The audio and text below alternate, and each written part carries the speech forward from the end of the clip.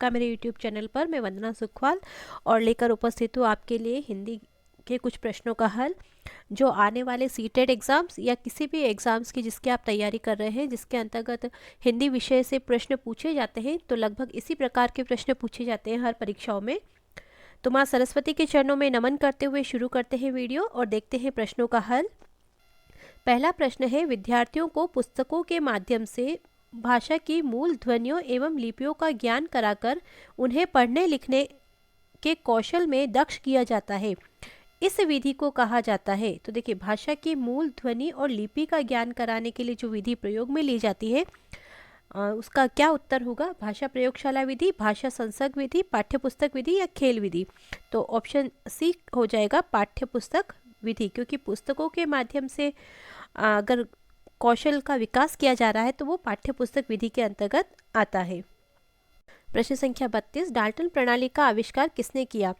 तो option A Kilpatrick, B Dalton, C Montessori या D Helena Parkhurst. तो देखिए, जो हेलेना पार्कहर्स्ट महोदया थी, उन्होंने डाल्टन नामक शहर में इस प्रणाली का विकास किया था, इसलिए इसे डाल्टन प्रणाली कहा जाता है। प्रश्न संख्या 32 में उत्तर हो जाएगा ऑप्शन डी पार्कहर्स्ट। ब्लूम उपागम के अनुसार शिक्षा की त्रिपदी प्रक्रिया में सम्मिलित पद है सामान्यकरण, व्यावहारिक प्रयोग, प्रस्तुतिकरण या व्यवहार परिवर्तन। ऑप्शन जो प्रश्न संख्या 33 में उत्तर हो जाएगा ऑप्शन डी व्यवहारगत परिवर्तन। प्रश्न संख्या 34, सुंदर अनुलेख की आवश्यक शर्त क्या है? तो सुंदर अनुलेख के लिए जो सबसे ज़्यादा महत्वपूर्ण होता है वो क्या होता है? देखिए, अनुलेख लिखते वक्त शिक्षक विद्यार्थी की सहायता न करे, बी अनुलेख सस्वर बोलकर लिखवाया जाए, सी अनुलेख में अक्षरों की बनावट वैसी ही होनी चाहिए जैसी कि आदर्श लेख में हो, और डी उपयुक्त सभी विकल्प सही हैं। तो प्रश्न संख्या जो 34 में उत्तर हो जाएगा ऑप्शन सी, अनुलेख में अक्षरों की बनावट वैसी ही होनी चाहिए जैसी कि आदर्श लेख में हो।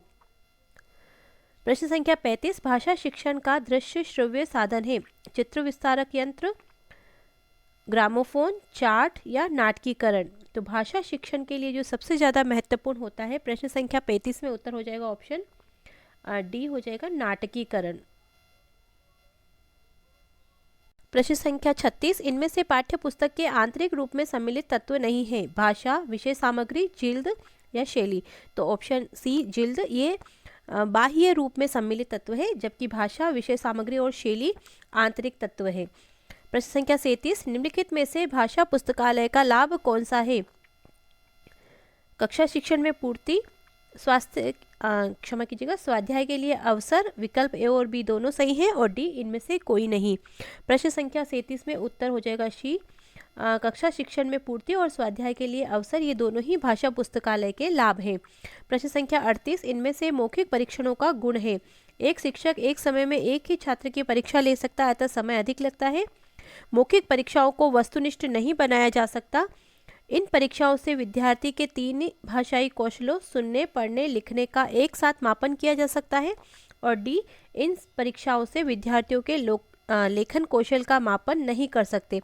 तो मौखिक परीक्षाओं के गुण के विषय में पूछा है, तो उत्तर हो जाएगा ऑप्शन सी, इन परीक्षाओं से विद्यार्थी के 3 भाषाई कौशलों सुनने, पढ़ने और बोलने का एक साथ मापन किया जा सकता है, क्योंकि जो मौखिक परीक्षण होता है उसके अंतर्गत लिखित जो लेखन से संबंधित परीक्षण होता है वो नहीं होता है, तो सिर्फ सुनने, पढ़ने और बोलने का एक साथ मापन मौखिक परीक्षणों के अंतर्गत किया जा सकता है। प्रश्न संख्या 39, निम्नलिखित में से उपलब्धि परीक्षण के निर्माण हेतु सम्मिलित पदों में से कौन सा पद नहीं है? परीक्षण की योजना बनाना, परीक्षण के प्रारंभिक रूप की रचना करना, परीक्षण का पुनर्निरीक्षण और परीक्षण का अनुप्रयोग। तो ऑप्शन डी हो जाएगा परीक्षण का अनुप्रयोग। सतत एवं व्यापक मूल्यांकन प्रणाली का दोष है? तो दोष पूछा है सीसीई का, अल्प समयांतर में होने वाली परीक्षा टेस्ट से विद्यार्थी पूरे वर्ष अध्ययनशील रहते हैं, तो इसमें दोष पूछा है, जबकि ये एक गुण है। 40 में जो दूसरा विकल्प है, शिक्षक विद्यार्थी को आवश्यक निर्देशन व परामर्श निरंतर देते रहते हैं, विद्यार्थियों को अपनी कमियों का ज्ञान निरंतर होता रहता है, और डी विद्यार्थी वर्ष भर परीक्षा का भय बना रहता है जिससे उसका स्वाभाविक विकास प्रभावित होता है। तो सरल सा प्रश्न है, ये तीनों ही सीसीई के गुण है, जबकि ऑप्शन डी जो दिया गया है, विद्यार्थी पर वर्ष भर परीक्षा का भय बना रहता है जिससे उसका स्वाभाविक विकास प्रभावित होता है, ये सतत एवं व्यापक मूल्यांकन प्रणाली का दोष है। अब देखिए, निम्नलिखित गद्यांश के आधार पर प्रश्न संख्या 41 से 50 तक के उत्तर देने हैं। तो गद्यांश देखते हैं पहले। वस्तुतः रचना जब सामयिक प्रसंग पर आधारित होती है तो लेखक पर एक और समय की मांग, आदर्श के आग्रह, रूढ़ हो रहे समकालीन प्रयोगों की ललक और लोकप्रियता के लोभ का दबाव रहता है। तो दूसरी ओर रचनात्मकता का दबाव रहता है। जितना अधिक वह रचनाधर्मी होगा उतना ही अधिक वह इतर दबावों का प्रतिरोध करते हुए रचेगा। रचना उतनी ही अधिक सफल होगी। इसके अनुसार यहाँ पर एक बात यह भी समझनी चाहिए कि जब रचनाकार को विचार को संवेदित करेगा तब यह आवश्यक नहीं रहेगा कि प्रस्तुत रचना केवल उतनी ही और वैसी ही रहे जैसी कि रचने से पूर्व की रूपरेखा में कल्पित हो गई थी। कारण यह है कि संवेदित होने की प्रक्रिया में उस पर अवचेतन का दबाव भी आएगा। अब यह दबाव उसे कितना और कैसे बदल जाएगा यह जान लेने के लिए जाने का कोई साधन नहीं होता है। सच तो यह है कि यह तो रचने के बाद ही जाना जाता है कि क्या रचा गया है। प्रायः हर कलाकृति में ऐसे निहितार्थ रहते हैं और उसमें ऐसी व्यंजनाएं भी होती हैं जिनके प्रति स्वयं रचनाकार सजग हो। यह आवश्यक नहीं, यह तो कहा जा सकता है कि कोई नियम नहीं है कि रचना वही और उतना ही बोले जितना लेखक ने चाहा है। वह कुछ कम या अधिक भी बोल सकती है और कभी कभार विपरीत भी बोल सकती है। उसका रहस्य यही है, यानी अवचेतन का दबाव इस श्रेणी की रचनाओं पर भी अपने प्रभाव डालता है। तुलसी जी जो कहते हैं, लिखत सुधाकर लिखिया राहु, वह यही है। राष्ट्रीय फलक की समस्या उठाए जाने के बाद भी भीष्म साहनी ने अनजाने ही तमस पंजाब की भीषण ट्रेजेडी बनकर रह गया। तो देखिए, इस गद्यांश के आधार पर हमें प्रश्न संख्या 41 से प्रश्नों के उत्तर देने हैं। ट्रेजेडी शब्द उत्पत्ति के आधार पर है। तो किस प्रकार का यह शब्द है? प्रश्न संख्या 41 में ट्रेजेडी जो है वो विदेशी शब्द है। सुधाकर का पर्यायवाची शब्द है रसाल, प्रभा, शशांक, मलय। तो प्रश्न संख्या 42 में जो उत्तर हो जाएगा ऑप्शन सी शशांक अर्थात चंद्रमा।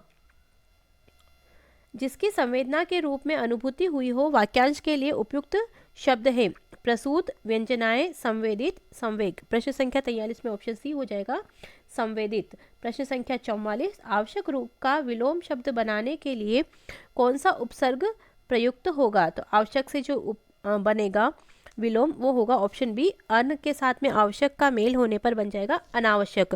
प्रश्न संख्या 44 में जो उत्तर हो जाएगा वो ऑप्शन डी हो जाएगा अन। प्रश्न संख्या 45, सामयिक शब्द में प्रयुक्त प्रत्यय है। तो सामयिक में समय के साथ में एक प्रत्यय का योग होने पर सामयिक रूप निष्पन्न हुआ है। निहितार्थ शब्द में संधि है दीर्घ, यण, गुण या वृद्धि। तो प्रश्न संख्या 46 में जो उत्तर हो जाएगा ऑप्शन बी, निहित धन अर्थ। इस प्रकार से शब्द बना है निहितार्थ। निम्नलिखित शब्दों में से अव्यय नहीं है अधिक, जब, पूर्व, रचना। प्रश्न संख्या 47 में उत्तर हो जाएगा ऑप्शन डी, रचना। अनुसार शब्द में कौन सा समय है समास है? अव्ययी भाव, तत्पुरुष समास, द्वंद्व समास और द्विगु समास। प्रश्न संख्या 48 में जो उत्तर हो जाएगा ऑप्शन ए, अव्ययी भाव समास। वह शब्द में सर्वनाम है निश्चयवाचक, संबंधवाचक, निजवाचक या अनिश्चयवाचक। प्रश्न संख्या 49 में जो उत्तर हो जाएगा ऑप्शन ए, निश्चयवाचक सर्वनाम। लोभ शब्द में कौन सी संज्ञा है? व्यक्तिवाचक, जातिवाचक, वस्तुवाचक या भाववाचक। प्रश्न संख्या 50 में जो उत्तर हो जाएगा ऑप्शन डी हो जाएगा, लोभ में भाववाचक संज्ञा है। अब देखिए प्रश्नों के फिर से गद्यांश के आधार पर प्रश्नों के उत्तर देने हैं 51 से 56 तक के।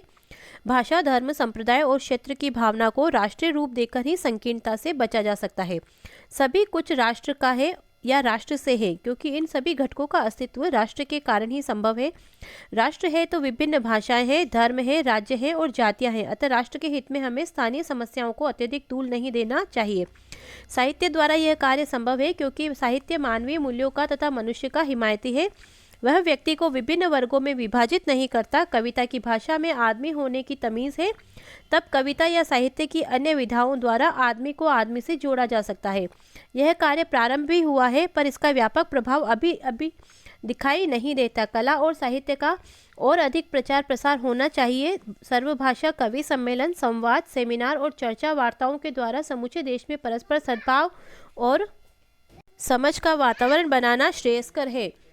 समाचार और पत्र पत्रिकाएं, रेडियो, दूरदर्शन, फिल्म आदि माध्यम यह कार्य कर रहे हैं और इनका असर भी पड़ रहा है। मिले सुर मेरा तुम्हारा शीर्षक गीत व्यक्ति को अनुप्राणित करता है तथा राष्ट्र के प्रति हमें सचेतन होने के लिए प्रेरित करता है। इसी प्रकार के प्रयास यदि सार्वजनिक संस्थाएं, साहित्यिक संस्थाएं करें तो पूरे राष्ट्र को हम एकता के सूत्र में बांध सकते हैं।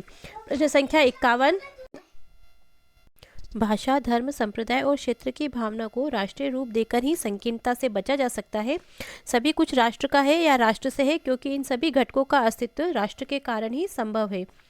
राष्ट्र है तो विभिन्न भाषाएं हैं, धर्म है, राज्य है और जातियां हैं। अतः राष्ट्र के हित में हमें स्थानीय समस्याओं को अत्यधिक तूल नहीं देना चाहिए। साहित्य द्वारा यह कार्य संभव है, क्योंकि साहित्य मानवीय मूल्यों का तथा मनुष्य का हिमायती है। वह व्यक्ति की विभिन्न वर्गों में विभाजित नहीं करता। कविता की भाषा में आदमी होने की तमीज़ है, तब कविता या साहित्य की अन्य विधाओं द्वारा आदमी को आदमी से जोड़ा जा सकता है। यह कार्य प्रारंभ भी हुआ और पर इसका व्यापक प्रभाव अभी दिखाई नहीं देता। कला और साहित्य का और अधिक प्रचार प्रसार होना चाहिए। सर्वभाषा कवि सम्मेलन, संवाद, सेमिनार तथा चर्चा वार्ताओं द्वारा समूचे देश में परस्पर सद्भाव और समझ का वातावरण बनाना श्रेयस्कर है। समाचार, पत्र पत्रिकाएं, रेडियो, दूरदर्शन, फिल्म आदि माध्यम यह कार्य कर रहे हैं और इनका असर भी पड़ रहा है। मिले सुर मेरा तुम्हारा शीर्षक गीत व्यक्ति को अनुप्राणित करता है तथा राष्ट्र के प्रति हमें संचेतन होने के लिए प्रेरित करता है। इसी प्रकार के प्रयास यदि सार्वजनिक संस्थाएं, साहित्यिक संस्थाएं करें तो पूरे राष्ट्र को हम एकता के सूत्र में बांध सकते हैं। प्रश्न संख्या 51। जातियां शब्द का एक वचन होगा। ऑप्शन डी जाति। हिमायती शब्द का अर्थ होता है। ऑप्शन बी पक्षपाती। इनका भी असर पड़ रहा है। वाक्य का काल है सामान्य वर्तमान काल। विधा शब्द है। ऑप्शन डी स्त्रीलिंग। व्यक्ति शब्द का बहुवचन होगा। ऑप्शन सी व्यक्तियों। राजस्थानी में भाषा का मानक हिंदी रूप है। ऑप्शन बी भाषा। वाक्य के अंग है उद्देश्य और विधेय। ऑप्शन विकल्प जो सी है वो सही होगा। ए और बी दोनों सही हैं। प्रश्न संख्या 58। जो वाक्य मुख्य उद्देश्य और मुख्य विधेय से बना हो कहलाता है। तो जो मुख्य उद्देश्य और मुख्य विधेय से बना हुआ वाक्य होता है वो कहलाता है प्रधान उपवाक्य। टोपी उछालना मुहावरे का अर्थ होता है। ऑप्शन ए अपमानित करना। मौज मस्ती में जीवन बिताना के अर्थ में उपयुक्त लोकोक्ति कौन सी है? तो 8 वार 9 त्योहार, इसका अर्थ होता है मौज मस्ती में जीवन बिताना। तो ये था मित्रों 23 जुलाई 2022 को रीट का जो सेकंड शिफ्ट के अंतर्गत पेपर हुआ था उसका हिंदी के भाषा प्रथम के प्रश्नों का हल। आशा करती हूँ कि आपको वीडियो पसंद आएगा। वीडियो को पूरा देखने के लिए बहुत बहुत धन्यवाद। माँ भारती आप सबका कल्याण करे। जय भारत, जय हिंद।